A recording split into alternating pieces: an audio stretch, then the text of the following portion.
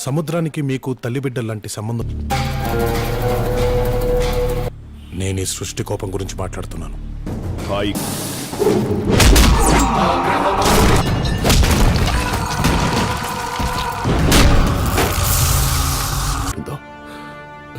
baik అర్థమయ్యేలా చెప్తాను.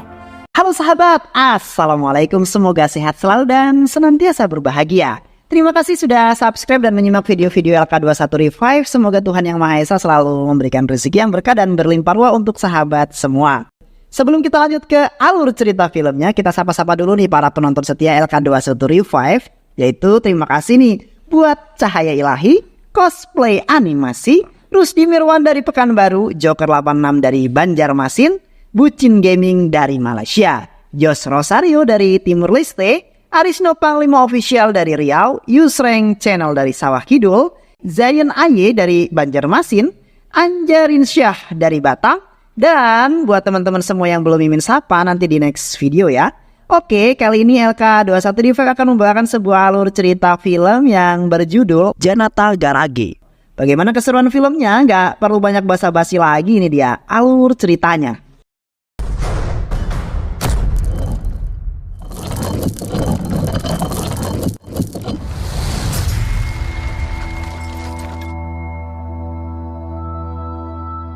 Satyam adalah seorang mekanik kampung yang mencoba peruntungan usaha bengkel di kota Hyderabad. Dia memiliki istri bernama Padma dan seorang anak yang masih kecil bernama Raghav.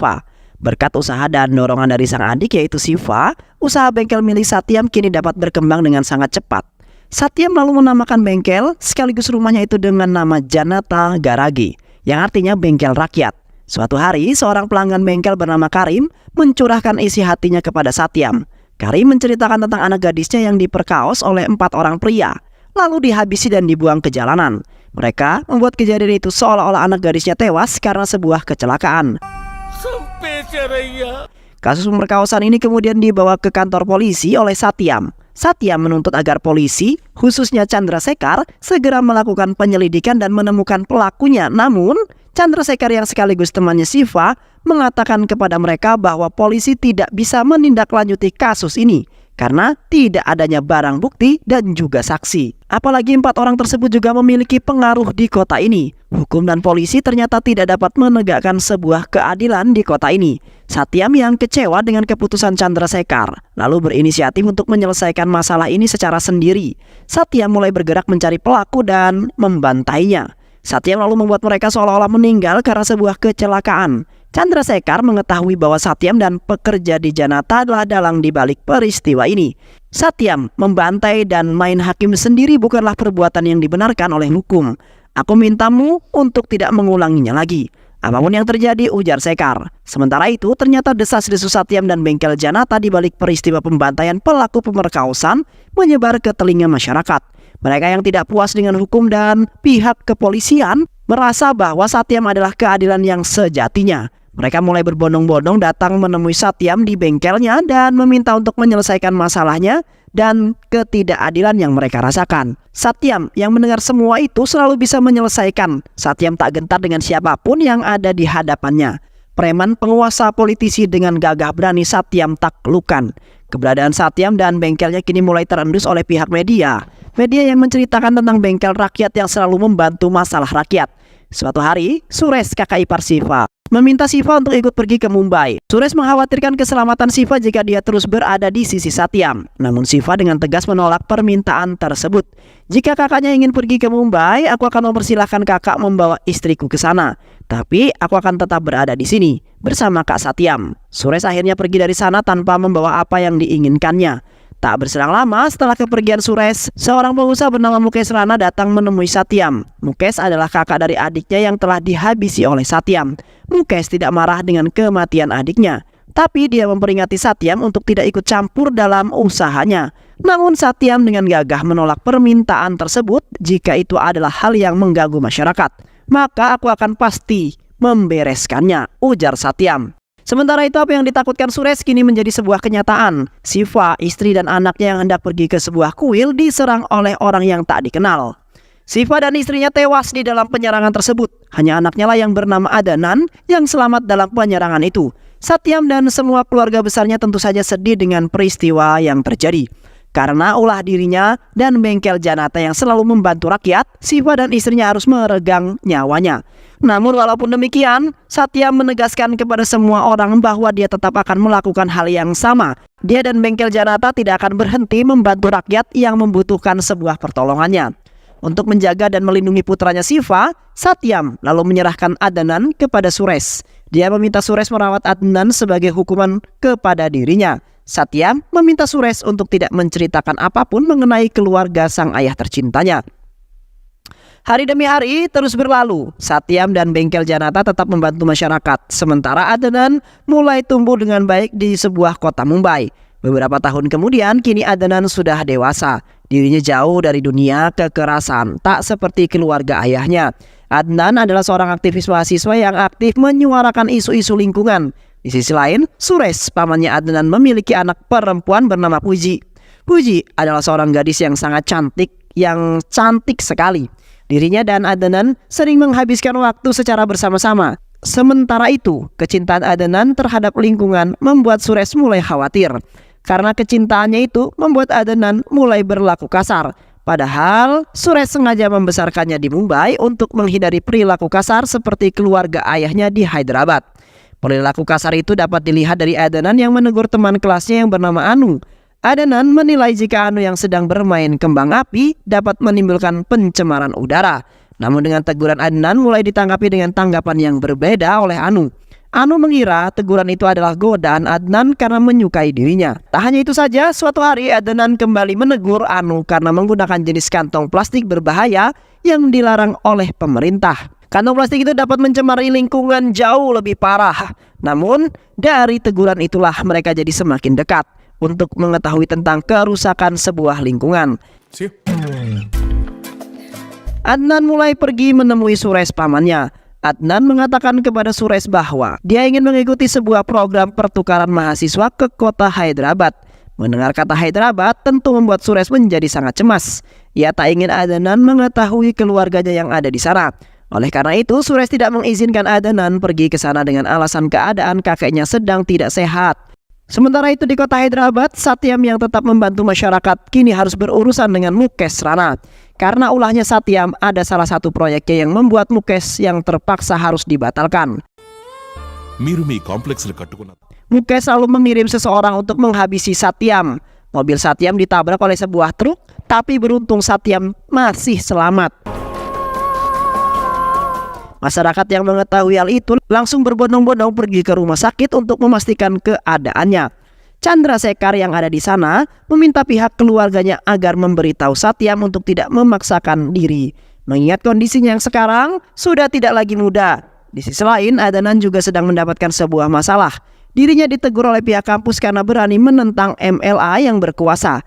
Adnan menuntut kepada MLA untuk membangun taman sebagai ruang terbuka hijau dalam suatu proyek. MLA itu adalah Dispendai. Dispendai yang tak senang dengan tuntutan itu lalu menyuruh adik bungsunya untuk menghabisi Adnan. Namun di luar dugaan ternyata Adnan yang terlihat cupu justru memiliki kekuatan yang sangat besar. Adnan menghajar semua preman yang ada di sana. Preman itu dipukul, ditendang dan dilibas hingga tak berdaya. Keganasan Adnan itu membuat adik bungsunya MLA takut dan melarikan diri. Dia bahkan berhasil dibuat Adnan bertekuk lutut dan memohon ampunannya. Tindakan Adnan itu ternyata diketahui oleh salah satu dosen. Dosen tersebut lalu menghubungi Suresh dan menceritakan apa yang terjadi. Dosen itu meminta Suresh untuk membawa Adnan pergi ke tempat yang aman untuk sementara waktu ini. Dia takut jika MLA itu akan membalas perbuatan Adnan. Berdasarkan hal tersebut, Suresh lalu mengamankan Adnan di kota Hyderabad. Dia mengizinkan Adnan untuk mengikuti program pertukaran mahasiswa yang awalnya sangat ia tentang. Di sisi lain, kini Satyam sudah kembali sehat. Dia sudah diperbolehkan untuk kembali ke rumah. Namun setelah ia kembali, ia mendapati sebuah keanehan karena masyarakat di sana tidak ada yang meminta bantuannya. Satyam lalu melakukan penyelidikan. Betapa sakit hatinya ketika mengetahui bahwa seluruh karyawan dan keluarganya sendiri yang menolak kehadiran masyarakat. Mereka semua menolak masyarakat yang ingin meminta bantuan. Mereka juga menegaskan bahwa bengkel Janata kini hanya merupakan bengkel biasa. Mereka melakukan semua itu untuk kebaikan Satyam sendiri, mengingat bahwa Satyam sekarang sudah tidak lagi muda. Satyam yang menyadari hal tersebut lalu meminta anaknya yaitu Raghav untuk menggantikan dirinya. Namun Raghav yang tidak tertarik dengan hal yang demikian tentu saja menolak usulan sang ayah. Tidak seperti Satyam yang gemar membantu orang lain.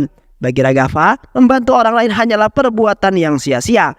Raghav lalu pergi dari sana. Namun tak lama kemudian dia justru datang membawa calon istri dan mertuanya. Makjeleb betapa kagetnya Satyam ketika mengetahui bahwa calon mertua yang dibawa oleh Raghav adalah Mukesh Rana, orang yang selama ini bertikai dengan dirinya. Satyam jelas saja menolak calon besannya itu. Dia tak sudi jika anaknya menikah dengan anaknya Mukesh. Namun Raghav yang kekeh ingin menikah dengan anaknya Mukesh membuat Satyam tidak memiliki pilihan lain. Mukesh rela anaknya menikah dengan Raghav karena dia ingin memanfaatkan nama Janata Garage sebagai pendukung usahanya. Di sisi lain, Adnan kini sudah sampai di kampus yang ada di Hyderabad. Sesampainya di sana, Adnan langsung menemukan banyak proyek-proyek yang merusak lingkungan. Namun mahasiswa sekaligus aktivis di sana tak mampu berbuat banyak. Dari situlah pertama kalinya Adnan mengetahui nama Bengkel Janata. Dulu Bengkel Janata adalah pelopor pertama yang selalu menghentikan proyek-proyek tersebut. Mereka selalu menyelesaikan setiap permasalahan yang ada. Namun entah mengapa akhir-akhir ini Bengkel Janata tidak lagi menunjukkan taringnya. Tak lama kemudian Adnan pergi ke sebuah area pertambangan. Ternyata proyek tambang tersebut dipimpin oleh Raghav. Adnan meminta Raghav menghentikan pertambangan ini karena sudah banyak merusak lingkungan. Namun Raghav yang arogan tentu saja menolak hal tersebut. Dia malah dengan santai menyuruh anak buahnya untuk menghabisi Adnan. Namun Adnan yang memiliki kekuatan besar sama sekali tidak takut dengan ancaman itu. Mereka dipukuli, diterjang dan dilibas hingga babak belur. Raghav yang melihat anak buahnya dikalahkan tentu tak bisa apa-apa. Adnan kini berhasil menghentikan paksa aksi penambangan tersebut. Peristiwa gagahnya Adnan ternyata sampai ke telinga Satyam. Satyam mengundang Adnan untuk pergi hadir menemui dirinya. Saat itulah awal pertama kali Adnan kembali ke rumah keluarganya, yaitu ayah tercintanya. Namun dirinya dan semua orang yang ada di sana sama sekali tidak saling mengetahui. Satyam tentu tidak keberatan dengan aksinya Adnan. Dia mengundang Adnan untuk bertanya apa alasan dia melakukan ini semua. Adnan lalu menjelaskan bahwa dirinya adalah seorang aktivis lingkungan. Saya tidak melihat adanya kebaikan di mata Raghav, ujar Adnan. Semua orang yang ada di sana tercengang mendengar kata-kata itu. Tappan చెప్పి రావాలి. Keesokan harinya giliran Satyam yang bertemu dengan Adnan. Satyam yang bisa menolong orang-orang, kali ini malah dirinya yang meminta tolong.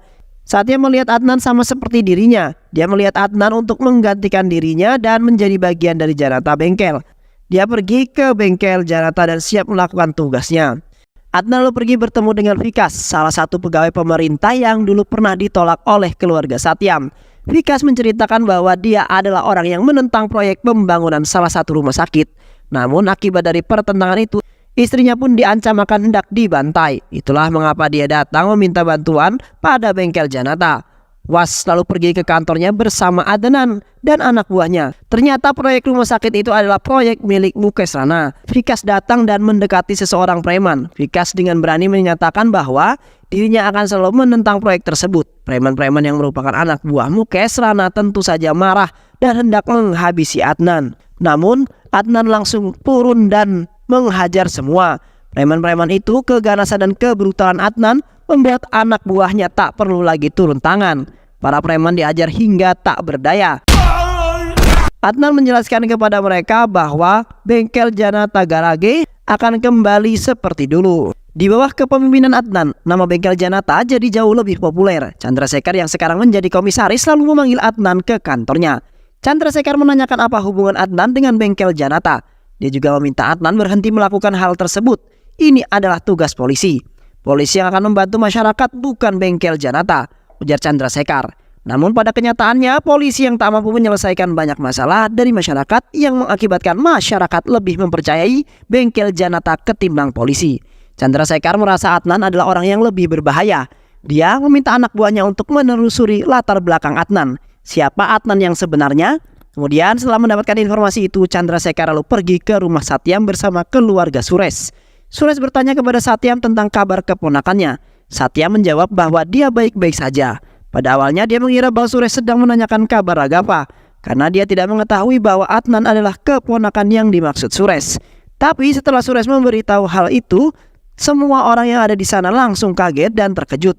Satyam kembali mengingat janjinya kepada Suresh bahwa dia tidak akan melibatkan anak istrinya, Siva, nanti dengan keluarga ataupun bengkel Janata. Namun dia justru malah melanggarnya. Untuk membela dirinya, Satyam mengatakan bahwa dia sama sekali tak mengetahui jika Adnan adalah anak Siva. Suresh selalu meminta Adnan untuk kembali ke Mumbai, apalagi Adnan sekarang sudah dijodohkan dengan Puji, anaknya Suresh.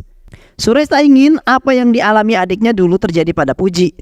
Hanya karena Adnan yang terlibat masalah dengan bengkel Janata, Suresh selalu membuat dua pilihan untuk Adnan: tinggal di bengkel Janata atau menikahi Puji dan hidup di Mumbai. Itu adalah pilihan yang sulit bagi Adnan.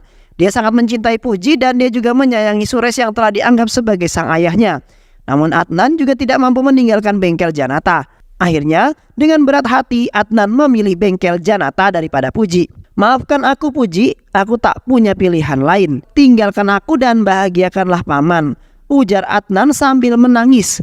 Hati Puji benar-benar hancur saat itu. Mereka berdua hanya bisa menangis satu sama lain. Suresh yang tak ingin putrinya itu terus bersedih lalu menjodohkannya dengan seseorang pria. Sedangkan Adnan malah berhasil mengusir Raghava dan istrinya dari dalam rumah. Adnan mengusir mereka karena sering mabuk di rumah. Kini Raghava tinggal di rumah mertuanya. Mukesh Rana tinggal di rumah mertuanya. Mukesh Rana keduanya lalu berangkat bersepakat untuk saling bekerja menutup bengkel Janata. Suatu hari Anu datang ke bengkel Janata untuk meminta bantuan. Dia meminta bantuan Adnan karena dirinya akan dijodohkan paksa dengan seorang polisi. Lalu aku datang ke rumahnya bersama Adnan yang diakui sebagai sang kekasihnya. Namun lucunya ternyata Anu adalah anak dari Chandrasekhar. Adnan langsung jadi kikuk dan salah tingkah. Saat dirinya kembali ke rumah, Mukesh Rana lalu datang menemui Adnan. Mukesh meminta agar Adnan tetap membuka bengkel Janata, tapi dia meminta agar Adnan tidak menghalangi bisnisnya. Adnan jelas saja menolak hal tersebut. Bengkel Janata akan tetap melakukan tugasnya seperti halnya dan layaknya seperti hari-hari sebelumnya. Jika usahamu itu merugikan masyarakat, maka bengkel Janata pasti akan bertindak, ujar Adnan. Untuk menutup bengkel Janata, Mukesh selalu ramai-ramai bekerja sama dengan politisi dan pemerintah. Namun tidak satupun dari mereka yang berani menutup bengkel Janata. Hingga akhirnya Mukesh bertemu dengan seorang politisi yang akan hidup menutup bengkel Janata. Tapi dia baru saja melakukan itu ketika dirinya bisa jadi menteri. Raghava lalu memiliki sebuah ide untuk menghancurkan citra pemerintahan. Raghava menyarankan agar mereka membuat sebuah ledakan di berbagai tempat untuk merusak citra pemerintah dan membuat tidak stabil. Keesokan harinya bom yang sudah direncanakan pun meledak di berbagai tempat. Banyak warga yang menjadi korban ledakan tersebut. Salah satunya adalah istri Bose. Bose adalah temannya Satyam sekaligus pengawal di bengkel Janata. Bose sangat sedih dengan kematian istrinya itu. Tak lama kemudian Bose pun ditemukan tewas karena diduga depresi dan bunuh diri. Serangan bom tersebut menjadi perhatian khusus pihak kepolisian. Komisaris Chandrasekhar menuntut alasan itu untuk memberi perintah penyidikan pada kasus ini. Namun atasannya justru berkata lain. Polisi tidak dapat berbuat banyak. Bahkan atasannya itu meminta Komisaris Chandrasekhar untuk tidak mengacau dan menyelidiki kasus ini. Chandrasekhar yang tak berdaya kini untuk pertama kalinya datang ke bengkel Janata dan meminta bantuannya. Adnan menyetujui permintaan itu. Adnan dan Komisaris Chandrasekhar akan bergerak diam-diam menyelidiki kasus ini. Mereka akan saling bekerja sama untuk mengungkap kasus bom tersebut.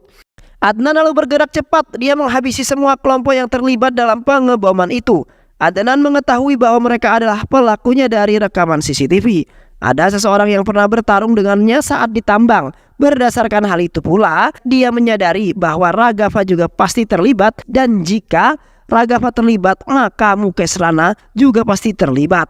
Adnan lalu kembali menerima fakta yang lebih mencengangkan lagi. Fakta itu adalah Bose tidak tewas bunuh diri, melainkan dia dihabisi oleh Raghava. Raghava menghabisi Bose karena dia tahu Raghava adalah dalang di balik ini semua.